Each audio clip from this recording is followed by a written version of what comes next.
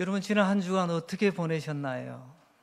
5월의 마지막 주간, 저도 지난 한 주간 돌아보니까 그 어느 때보다도 특별한 한 주간이었던 것 같습니다. 왜냐하면 한 주간 동안 장례에 조문을 2번 다녀왔어요.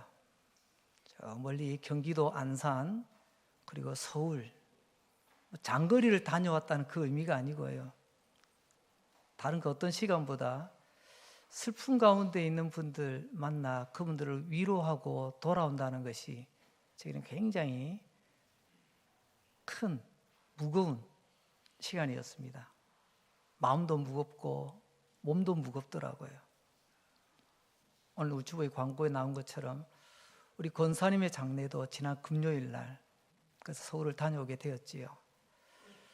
6월을 시작하면서 안 그래도 이 주제를 가지고 6월 한 달 달려가야지 하는 마음으로 기도하며 준비했는데, 뜻하지 않게 한 주간을 장례 2번을 다녀오는 것으로 제 마음을 더욱더 준비시키시더라고요. 여러분, 그리스도인에게 죽음은 어떤 의미일까요? 피할 수 없는데, 근데 우리는 아무 일도 아닌 것처럼, 내일 아닌 것처럼 그냥 대충 넘겨버리려고 합니다. 이번 6월 한 달 동안 그리스도인에게 죽음이란 어떤 의미일까, 이런 큰 주제를 가지고 함께 말씀 은혜를 나누고자 합니다. 오늘 그 첫 번째 시간으로 죽음도 복되게 하시는 은혜라, 죽음도 복되게 하시는 것, 이게 은혜다라는 말씀을 전하려고 합니다. 세상에서 가장 오래된 진실이 있습니다. 그것은 태어난 모든 사람은 죽는다라는 것입니다. 지금 이 시대를 흔히들 불확실성의 시대라고 말합니다. 지금까지 지켜왔던 모든 원칙과 그런 반복된 내용들이 내일도 이어진다는 보장이 없어요. 나라와 나라 사이의 약속들이, 개인과 개인의 모습들이, 예전에는 안 그런 것 같은데 요즘은 이런 말들을 너무 자주 합니다. 이번 주간에 대통령 선거도 있습니다. 여러분, 결과가 확실합니까? 누구도 예측 못합니다. 어제까지는 분명했지만 오늘 다를 수 있고, 오늘 분명했는데 내일 또 다를 수 있고, 그야말로 결과가 발표되기 전까지는 아무도 모릅니다. 그래서 다들 마음 졸이며 또 이를 위해서 달려가고 있는 것 같습니다. 언젠가 내가 죽는다는 것, 이것만큼 확실한 게 어디 있습니까? 다른 건 몰라도 이건 확실하지 않습니까? 죽음에는 예외가 없습니다. 죽음은 누구도 건너뛰지 않습니다. 인물 좋은 유명인이라고 죽음이 건너가는 게 아니고요, 힘 있는 권력자라고 죽음이 녹음하는 게 아니고, 때로는 죽음을 다루고 사람의 질병을 다루는 의사도 죽음은 건너가지 않습니다. 아니, 오늘 죽음이라는 주제로 말씀을 전하고 있는 목사도 죽음 앞에서는 예외가 아닙니다. 히브리서 9장 27절은 이렇게 말씀합니다. 한 번 죽는 것은 사람에게 정한 것이다. 하나님이 정하신 것 누가 바꾸겠어요? 아니, 이거 바꾸겠다고 하는 것 자체가 하나님을 대적하는 것입니다. 우리는 죽음을 이겨내는 사람이 아닙니다.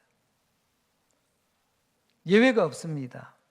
한 번 정해진 것, 여러분, 이미 정해진 것을 우리는 운명이라고 말합니다. 사실 우리 신앙인들은 운명이라는 말을 즐겨 쓰지 않습니다. 가급적이면 안 쓰려고 합니다. 그런데 다르게 표현할 어떤 특별한 단어를 저는 아직 쉽게 찾지 못해서 어쩔 수 없이 이 운명이라는 말을 오늘 사용하도록 하겠습니다. 우리에게 죽음은 운명, 즉 정해진 것입니다.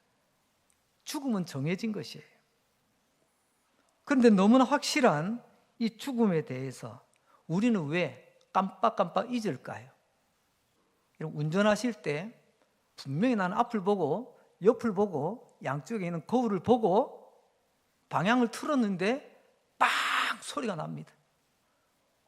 깜짝 놀라서 보니까 바로 옆에 차가 붙어 있는 거예요. 내가 분명히 봤는데, 없었는데, 그럼 이 차는 뭐 하늘에 뚝 떨어진 차인가요? 우리가 이럴 때 쓰는 말이 사각지대라고 표현합니다. 내가 본다고는 하지만 여러분, 내가 보지만 가려진 곳이 있습니다. 그래서 우리나라는 그렇지 않은데요. 예전에 사우디아라비아 운전면허 따는 과정을 제가 우연한 기회에 본 적이 있어요. 그 넓은 사막 가운데서 운전하는 사람들, 그들이 운전할 때 반드시 지켜야 될 운전 방식이 있답니다. 그게 뭐냐면요, 고개를 완전히 뒤로 돌려. 이걸 하지 않으면 운전면허증이 안 나와요.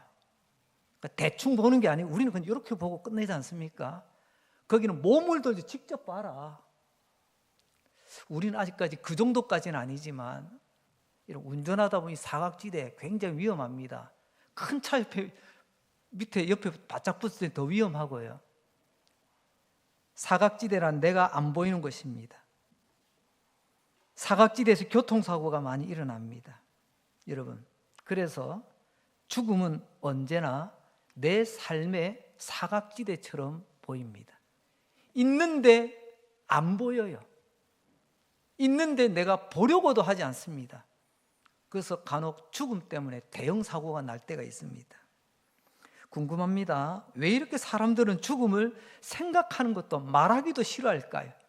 심지어 우리는요, 죽을 사자 붙은 것도 다 싫어해요. 요즘은 안 그렇습니다만은 최근까지만 하더라도요, 건물에 4층 없는 건물이 굉장히 많았습니다.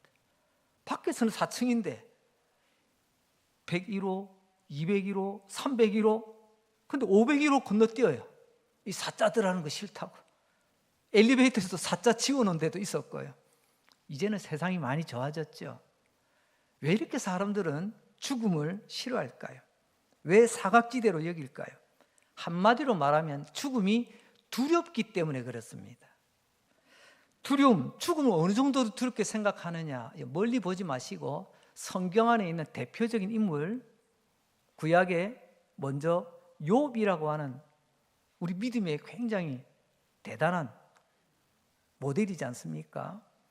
죽음에 대해서 욥은 어떻게 생각했는가? 욥기 18장 14절입니다. 그가 의지하던 것들이 장막에서 뽑히며, 장막에서 뽑힌다, 장막이 무너진다. 이 장막이라면 우리 몸이 무너지고 죽는 것을 말하거든요. 죽음 앞에서 이렇게 표현합니다. 그는 공포의 왕에게 잡혀간다. 죽음을 또 다른 말로 표현했는데, 공포의 왕, 공포가 뭡니까? 제일 두려운 상황이 공포입니다. 공포에게 잡혀가는 것, 그게 내 인생의 죽음의 순간이다. 욥도 죽음을 두렵다고 표현을 합니다. 또 믿음하면 두 번째 가면 서러운 분이 계시죠. 다윗 아닙니까? 그럼 죽음에 대해서 다윗은 뭐라고 생각했을까요? 시편 55편 4절과 5절입니다. 내 마음이 내 속에서 심히 아파하며 사망의 위험이 내게 이르렀도다. 나 지금 죽음 앞에, 나 지금 죽을 것 같아. 5절 보십시다. 죽음을 어떻게 표현했는가? 두려움과 떨림이 내게 있고 공포가 나를 덮었도다. 두려움, 떨림, 공포, 단어는 따로따로 세 개지만 이 세 단어의 공통 분모는 똑같습니다. 바로 두려움입니다. 무서운 겁니다. 나 두렵습니다. 나 떨고 있습니다. 왜 그럴까요? 다윗도 인간이기 때문에 그렇습니다. 오늘 예배드리는 저와 여러분, 그리스도인도 인간입니다. 그렇기 때문에 인간이기 때문에 죽음을 두렵게 여기는 너무나도 자연스러운 것 같습니다. 너무 당연한 것처럼 여겨집니다. 자, 그럼 좀 더 구체적으로 우리가 죽음을 두려워하는 구체적인 이유가 뭘까? 오늘은 세 가지를 먼저 살펴보려고 합니다. 우리가 죽음을 두려워하는 세 가지 이유, 그것도 그리스도인인데도 죽음이 두려운 이유 세 가지. 그 가운데 첫 번째가 죽음을 끝이라고 생각하기 때문에 그렇습니다. 저희 할머니 93세를 사시다가 돌아가셨습니다. 제가 어릴 적부터 할머니 품에서 손에서 자랐거든요. 근데 그 어린 시절부터 제가 맑게 알아듣는 그 순간부터 할머니 돌아가실 때까지 자주 들었던 말씀이 뭔 줄 아세요? 죽으면 끝이야. 죽으면 아무것도 소용없어. 늘 자주 입에 달고 다 사셨어요. 그러시던 분이 93세 사시다가 가셨어요. 우리가 그런 거 있죠. 죽으면 끝이라고. 이게 그냥 깔끔하게 끝난다는 말이 아닙니다. 죽으면 끝난다. 사랑하는 사람과의 관계 끝난다. 내가 지금까지 모았던 거 아무 소용없더라. 내가 이거 모으려고 그렇게 내가 고생했는데 죽은 순간은요, 나하고는 아무 상관이 없어요. 사랑하는 가족, 친구, 사랑하는 내 모든 것들 나에게서 다 끊어진다는 겁니다. 이게 두렵다는 분이 계십니다. 또 어떤 분은요, 흔히들 그러잖아요. 우리 몸은 흙으로 돌아가고 우리 영혼은 혼백이 되어 구천을 떠돌다가 그래서 자연스럽게 사멸된다, 소멸된다. 그래서 나라는 존재 자체가 완전히 없어지는 것에 대해서 매우 아쉬워합니다. 그 사람들은 내 이름 석자 어떻게든 남겨보려고 애를 쓰는지도 모르겠습니다. 사실 나라는 존재는 몸과 영혼으로 되어 있습니다. 몸은 흙입니다. 우리 구성 요소가 흙이잖아요. 이게 살아있는 쫀득쫀득한 흙입니다. 그런데 하나님 여기에 영혼, 하나님 영혼을 담아주셔 우리가 살아있는 생명, 사람이 된 거예요.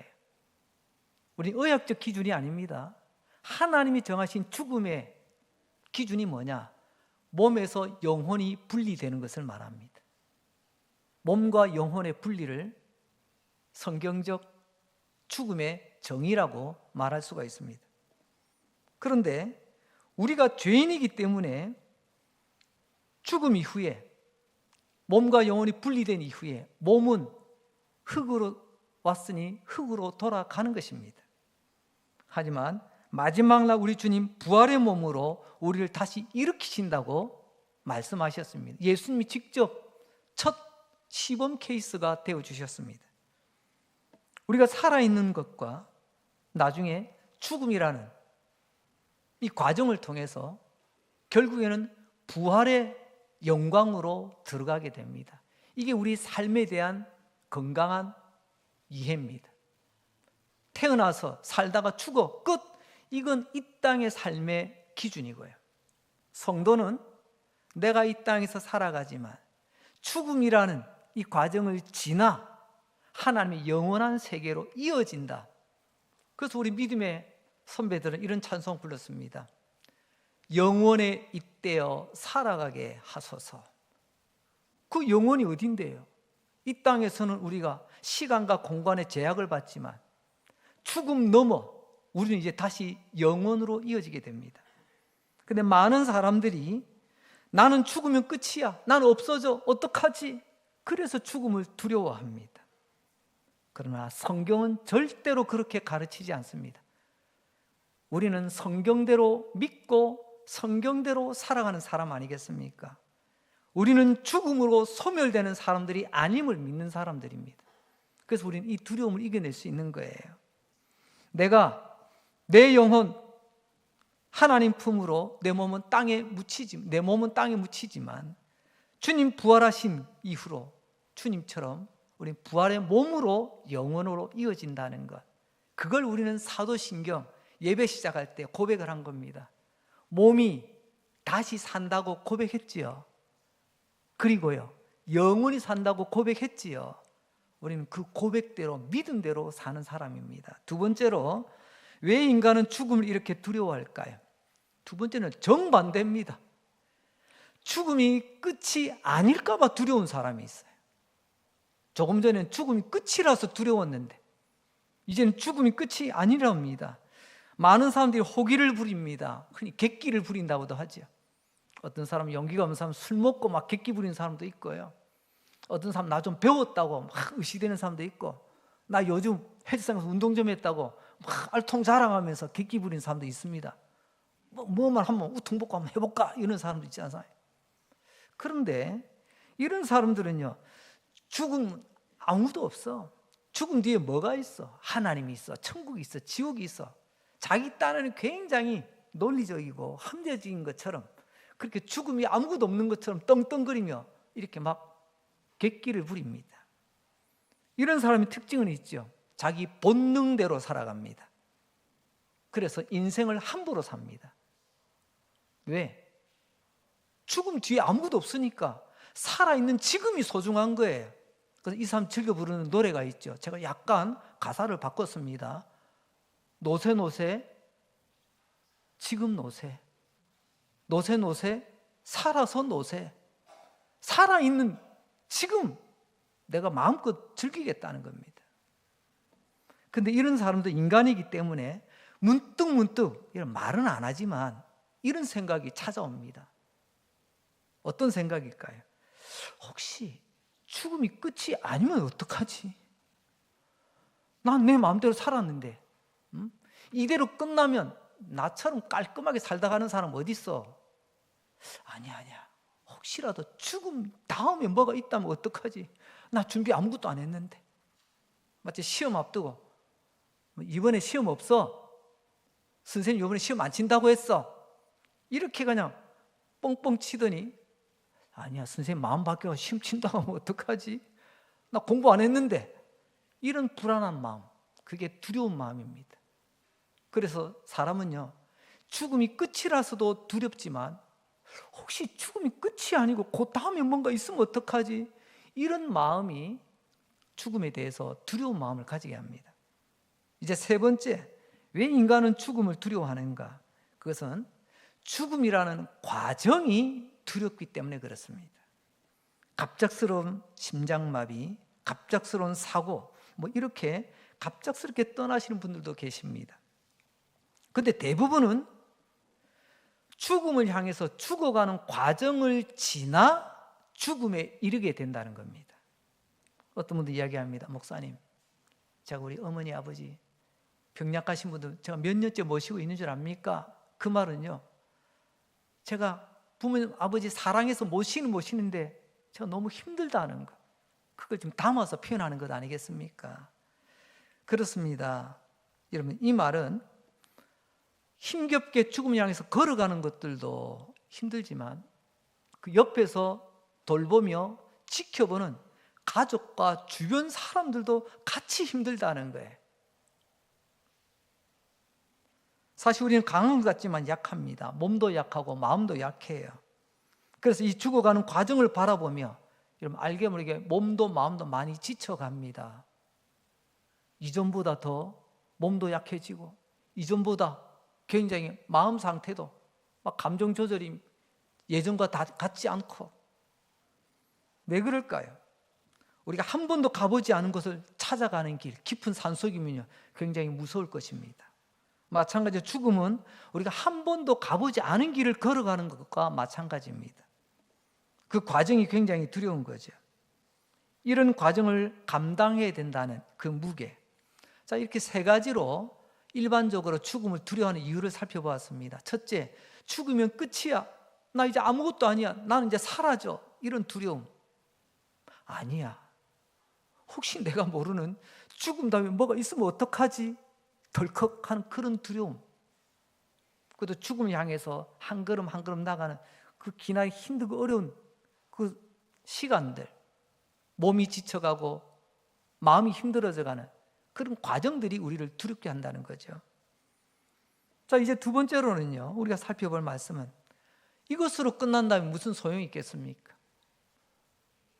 오늘 우리는 하나님 말씀 앞에 섰습니다. 하나님께서 이 죽음을 향해서 우리에게 뭐라고 말씀하시는가? 이게 더 중요한 부분 아니겠습니까? 그 말은 곧 남들도 다 그래. 그냥 두렵게 살다가 가. 이게 아니라 하나님은 말씀합니다. 죽음도 우리가 두려워하지 않을 이유가 있다는 것을 분명히 말씀하십니다. 세상은 그걸 몰라요. 그래서 우리는 죽음 앞에서 두려울 수밖에 없는 그런 자연인이지만 또 한편으로는 믿음으로 거듭난 사람에게는 죽음을 두려워하지 않을 이유를 하나님께서 말씀하고 계십니다. 이보다 기쁜 소식이 어디 있어요?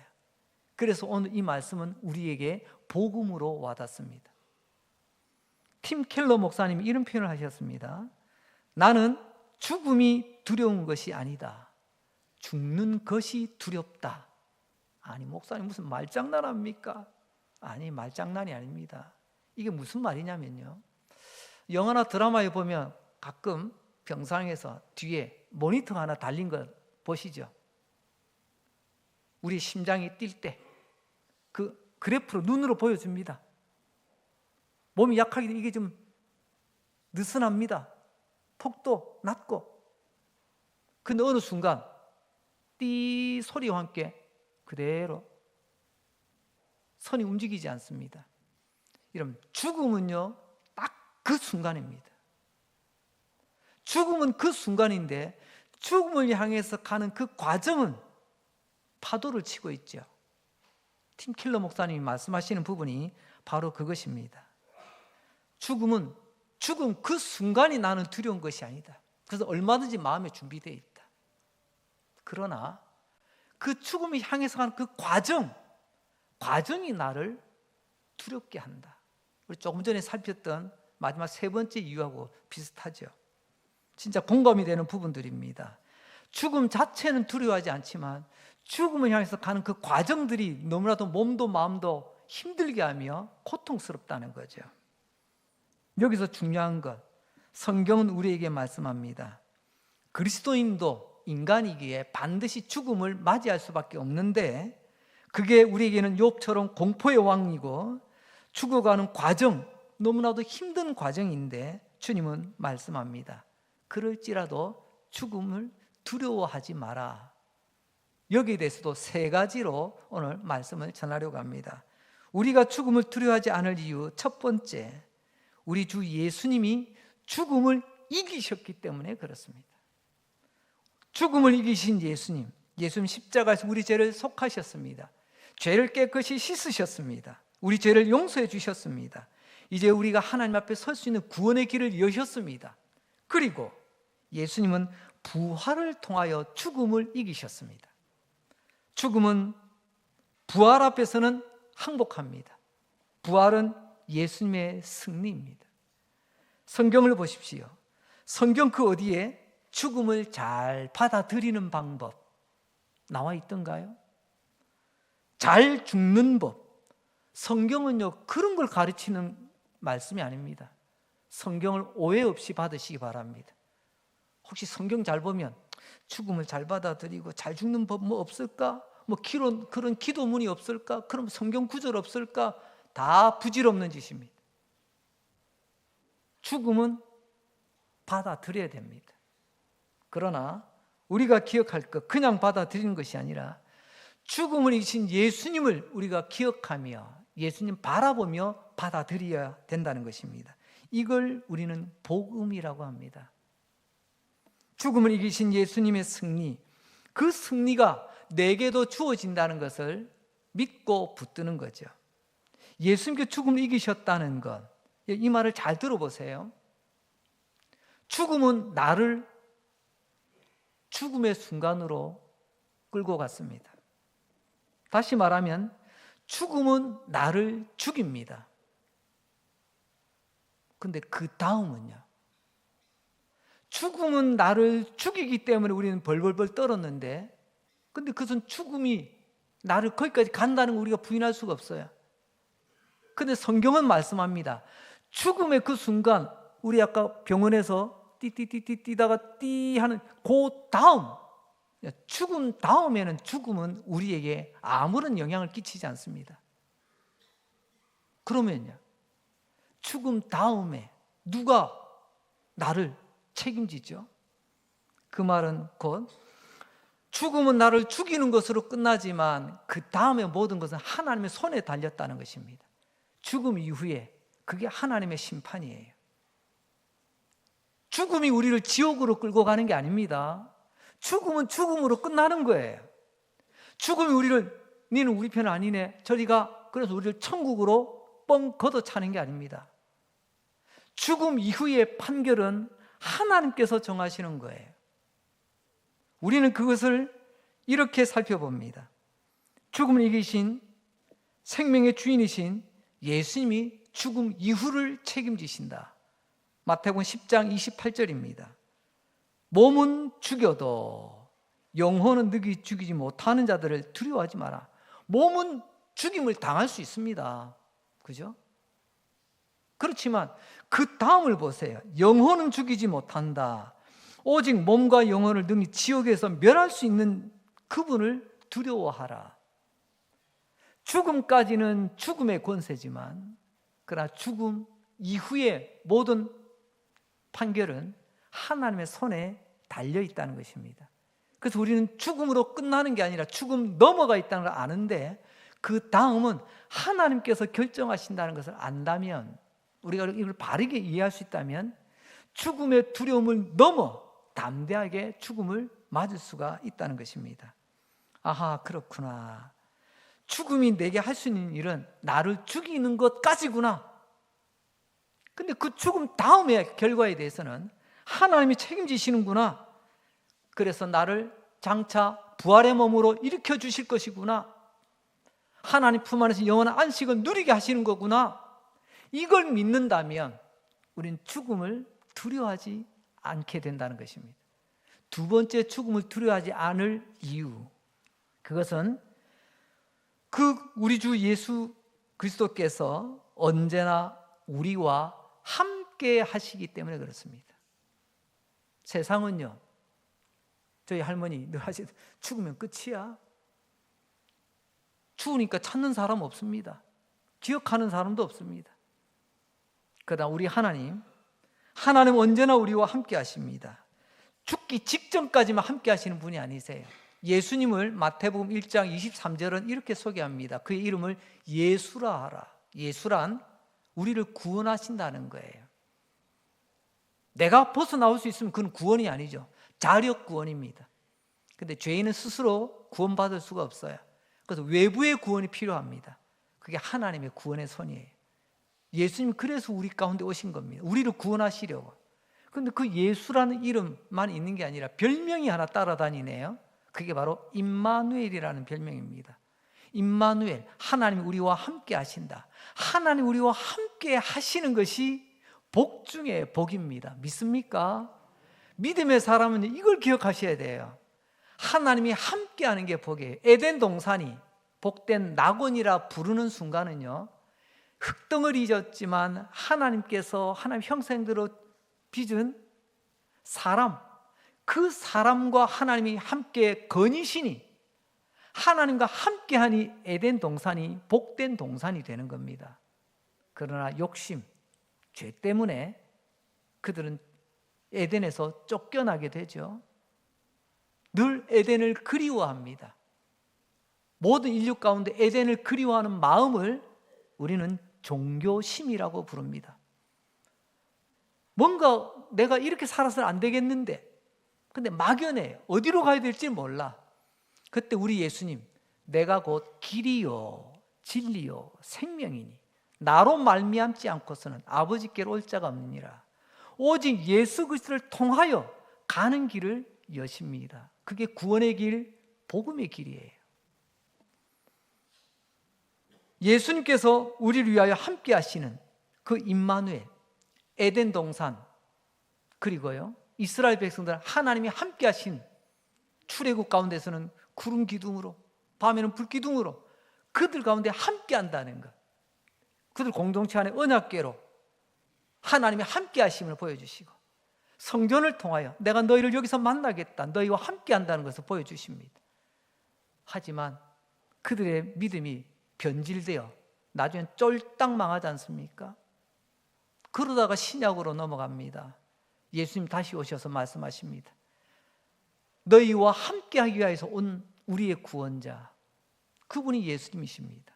그 예수님, 마태복음 28장 20절 마지막으로 우리에게 던지시는 말씀 가운데 이렇게 하시는 말씀이 있습니다. 볼지어다 내가 세상 끝날까지 너희와 항상 함께 있으리라. 오늘 이 말씀을 이렇게 적용해 봅시다.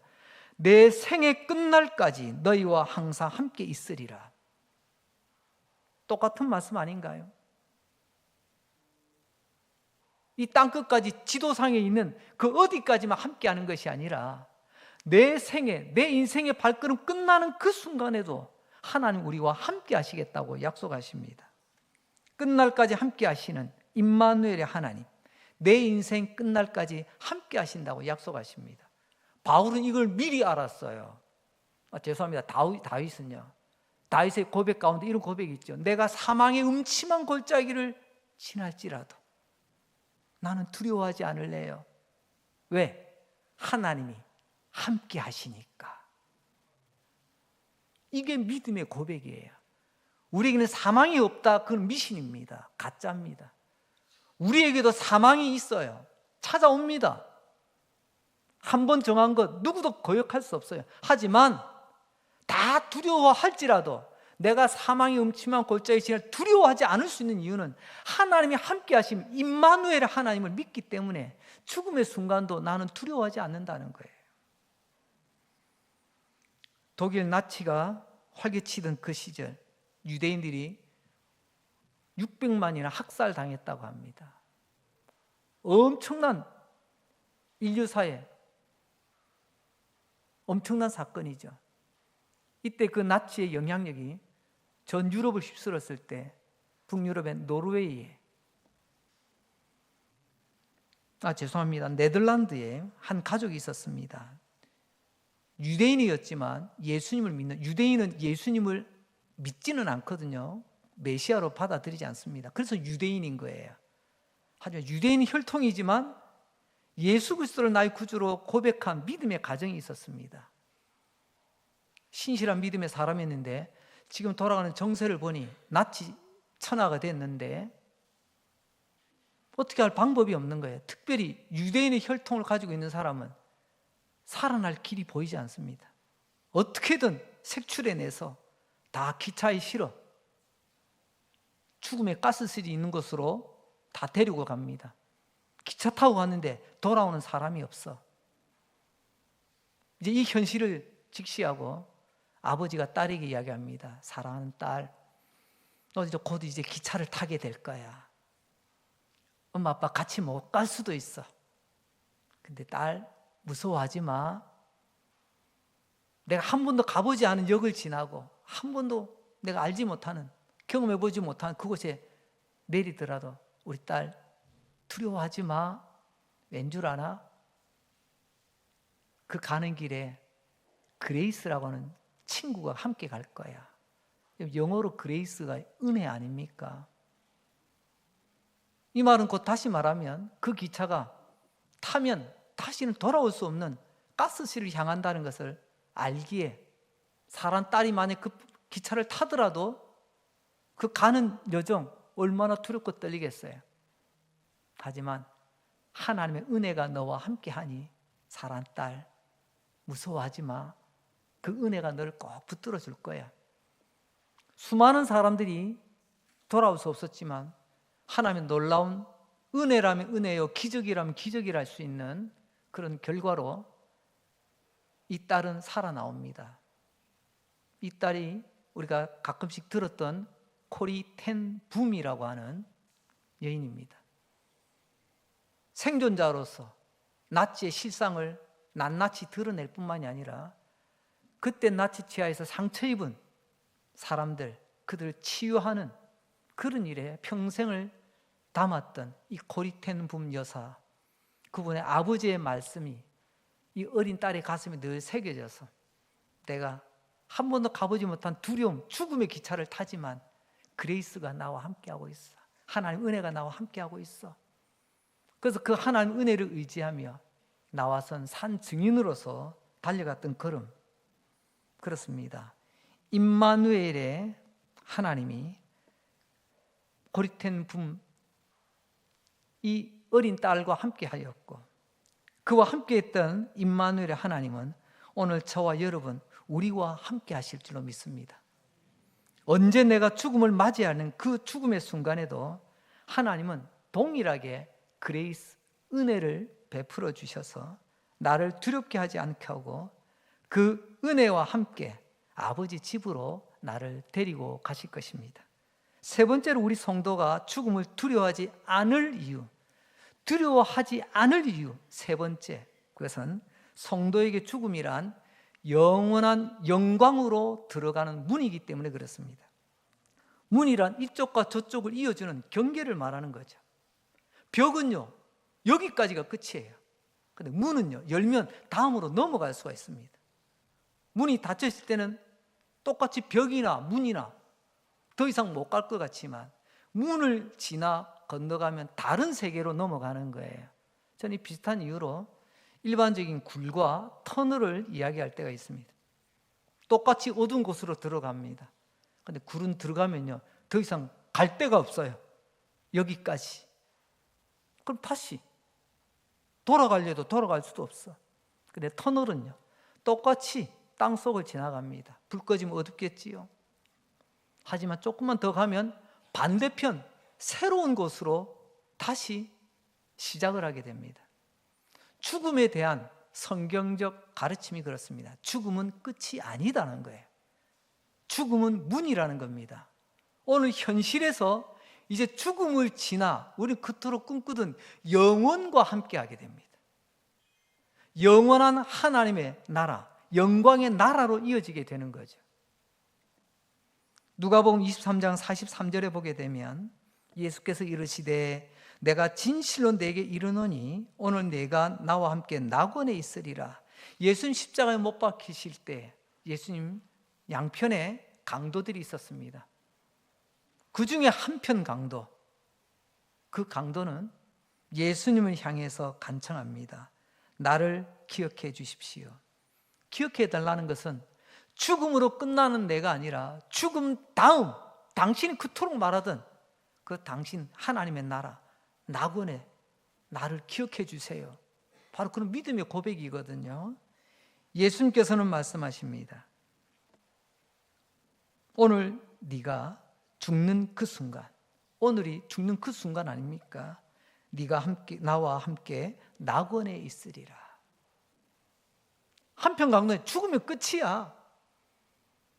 그래서 그냥 죽음으로 끝났지만 이 한편 강도는 죽음의 문을 지나 주님이 말씀하셨던 낙원에, 더 중요한 것은 함께라는 겁니다. 주님과 함께하는 이 은혜를 구하였고 주님은 그것을 약속하셨습니다. 이 믿음의 강도에게 죽음이란 벽이 아니라 문이었습니다. 이 믿음의 강도에게 죽음은 예수님이 계시는 낙원으로 들어가는 문이었습니다. 이 한편 강도는, 이 믿음의 강도는 죽음은 끝이 아니라 우리의 소멸이 아니라 영원으로 이어지는 출발점이 죽음이더라는 것입니다. 그렇습니다. 그리스도인은 죽음이라는 문을 열고 그 다음에 천국으로 들어가는 것입니다. 그리스도는 죽음이라는 문을 열고 나서 아버지 집으로 들어가는 것입니다. 어느 선교원에서 이런 질문을 했다지요. 선교원 아시지요? 뭐 요즘 하도 아이들이 없어가지고 이제 선교원 운영도 거의 이제 안 하고 있지만 믿음의 선생님이 아이들에게 물어봅니다. 그 조그마한 애들한테, 자, 천국에 가면 어떻게 해야 될까요? 아마 예수님 이야기를 많이 들려준 것 같아요. 교회에서 운영하는 선교원이니까. 근데 어떤 아이가 번쩍 손을 듭니다. 그 아이 한마디가 이 선생님을 잠시 얼어붙게 만들었습니다. 천국에 가려면 모범 답안은 뭘까요? 어린아이지만 예수 믿고 천국 가요. 뭐 그렇게 가르쳤겠죠. 그걸 또 기대했을 겁니다.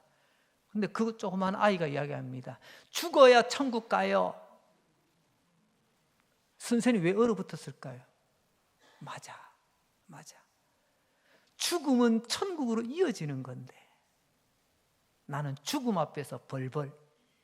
오늘 말씀이 그렇습니다. 여러분, 죽음은 우리의 끝이 아니에요. 그래서 우리는 두려워하지 않습니다. 죽음 넘어. 그래서 그 죽음이라는 문을 열면 하나님께서 우리에게 약속하신 그 하나님 영원한 천국 아버지 집이 기다리고 있는 것입니다. 여러분, 무드셀라 신드롬이라는 말 들어보셨나요? 성경에 무드셀라 하면요, 다른 건 기억 안 나도 969살까지 산 최장수 기록을 가진 인물로 우리는 잘 알고 있습니다. 우리는 어떻게든 오래 살아보려고 진시황도 그러고 뭐 지금 현대의학도 그러고요, 그렇게 몸부림을 치고 있습니다. DNA를 연구하고 줄기세포도 연구하고 어떻게든 인간이 안 죽는 방법. 그런데 지금까지 인간의 지혜로요, 안 죽는 것은 막지 못하지만 조금 연장은 됐습니다. 평균 수명의 연장. 이러면 수명이 조금 연장됐다는 것과 안 죽는 것은 전적으로 차이입니다. 조금 수명이 연장이 됐다고 우리는 죽음을 정복했다, 그렇게 말할 수 없어요. 아니, 하나님이 정하신 것을 우리가 드디어 이제 죽음을 정복했다, 죽음을 이겼다 외치는 순간, 여러분, 그때 하나님은 심판의 불을 내리십니다. 왜냐고요? 하나님이 정하신 것을 인간이 어떻게든 한번 바꿔보려고 하는 노력이 바벨탑이잖아요. 바벨탑은 이게 너무 높아가지고 하나님이 찔려가지고 불편해서 무너뜨린 게 아닙니다. 바벨탑을 통해서 하나님이 명령하셨는데 너희는 생육하고 번성하여 땅에 충만하라고 그렇게 명령하셨는데, 사람들이 우리 흩어지지 말자, 우리 똘똘 뭉치자. 그럼 어떻게? 우리가 탑을 높이 지어가지고 이 탑이 보이는 범위 안에서만 살자는 겁니다. 바벨탑의 의미가 그런 겁니다. 이 바벨탑이 보이는 범위 안에서만 살자. 그래서 우리 똘똘 뭉치자. 더 나아가서 우리가 하나님하고 맞짱 뜰 수 있다는 걸 한번 보여주자. 하나님 어떻게 하셨어요? 아이고, 가상하다, 너희들 실력 참 좋다. 그게 아니라 하나님께서 급하게 오셔서 바벨탑을 무너뜨리고 사람들의 마음을 갈라놓게 해서 말이 안 통하게 만들고 말이 통하는 사람끼리만, 그래서 강제 해산을 시킵니다. 오늘날도 마찬가지입니다. 여러분, 우리가 질병과 연약한 가운데 우리 삶을 돌아보고 어떻게든 건강하게 남은 생애를 건강하게, 이건 우리에게 지향할 바이지만 어떻게든 죽음을 정복해보고, 이건 피조물이 가질 수 있는 생각이 아니에요. 어쩌면 제일 위험한 생각일 수도 있습니다. 무드셀라 신드롬, 나는 죽지 않으리라, 나는 영생 불사하리라, 이런 소리를 듣는다면 여러분 속으로 이렇게 하셔야 됩니다. 곧 하나님께서 손 대시겠구나. 저러다가 하나님께 맞지. 이럴 때 딱 쓰면 정확한 표현입니다. 오늘 본문에서 주 안에서 죽는 자들은 복이 있다라고 말씀했습니다. 주 안에서 죽는다. 이게 무슨 의미일까요? 철학자 하이데거, 아마 이 이름 종류를 한 번쯤 들어보셨을 거예요. 그가 했던 말 중에 이런 말이 있습니다. 인간은 죽음을 향하는 존재다. 알고 보면 별거 아닌데 이 철학자가 했다고 하니까 굉장히 좀 있어 보이지 않습니까? 인간은 죽음을 향하는 존재다. 맞아요. 근데 여기서 끝나면 허무합니다. 다시 원점으로 돌아오면 어차피 죽는 거 뭐, 어차피 죽으면 끝인데 뭐, 이렇게 끝나고 말아요. 하지만 우리 이 말을 두 가지를 더해서 읽어야 됩니다. 우리는 죽음을 향해서 걸어가는데, 첫째, 소망하며 걸어가고, 둘째, 기다리며 걸어간다. 막연히 도살장에 끌려가는 그런 소나 돼지처럼 맥없이 끌려가는 발걸음이 아니라 그리스도를 소망하고 천국을 소망하고 영원한 내일을 기다리며 우리는 죽음을 향해서 나아간다. 이 마음을 품을 때에 우리는 죽음이 두렵지 않은, 세상 사람은 다 죽음을 두려워하지만 믿음은 죽음을 두려워하지 않고 죽음을 이겨내는 놀라운 하나님의 사람들이 될 것입니다. 말씀을 정리합니다. 우리는 인간입니다. 오늘 예배드린 우리 모두가 다 인간입니다. 하나님 정하신 법, 한 번 죽는 것은 하나님이 정하신 거라고 했잖아요. 이것을 벗어날 수는 없습니다. 그러나 그 죽음 앞에 두려워할 이유가 없다는 것을 세 가지를 말씀드렸습니다. 또 반대로 우리가 죽음을 두려워하지 않는 이유를 다시 한번 정리하면서 말씀을 맺는데요. 첫째, 내가 믿는 예수님께서 죽음을 이기셨기 때문에, 예수님이 이기셨던 그 승리를 나도 누릴 수가 있다는 겁니다. 두 번째, 예수님은 죽음의 순간 사망이 음침한 골짜기에서도 나와 함께 하신다는 겁니다. 즉 죽음 전까지만 함께 하시는 것이 아니라 죽음 전까지, 죽음의 순간, 죽음 그 너머에도 우리와 영원히 함께 하시는 주님. 그래서 우리는 다윗과 같이 고백할 수 있고, 우리는 천국을 소망하며 영원한 하나님의 나라, 영광스러운 하나님의 나라를 우리는 늘 품고 천국은 노래하는 사람이 된다는 것입니다. 세 번째로, 성도에게 죽음, 즉 그리스도인에게 죽음은 완전히 소멸되거나 사라지는 것이 아니라 죽음은 그리스도의 문입니다. 어떻게 해요? 이 땅에서 영원으로 이어주는 문입니다. 예수 그리스도를 믿는 자는 죽음을 통하여 우리는 영원한 하나님의 나라로, 영광스러운 하나님의 나라로 이어지게 되는 것입니다. 요한계시록 14장 13절, 오늘 본문의 말씀 우리 다 같이 한번 읽으면서 말씀을 맺고자 합니다. 다 같이 한번 읽어보겠습니다. 시작. 또 내가 들으니 하늘에서 음성이 나서 이르되 기록하라. 지금 이후로 주 안에서 죽는 자들은 복이 있도다 하시매 성령이 이르시되 그러하다. 그들이 수고를 그치고 쉬리니 이는 그들이 행한 일이 따름이라 하시더라. 아멘. 예수 안에서 죽음을 맞이하면 복되답니다. 그리스도인의 죽음은 그래서 복된 것입니다. 죽음도 복되게 하시는 이 은혜를 기억하고 죽음을 향해서 걸어가지만 소망과 기다림, 하나님의 약속을 늘 기억하며 믿음으로 걸어가시는 저 여러분 되시기를 주의 이름으로 축복합니다.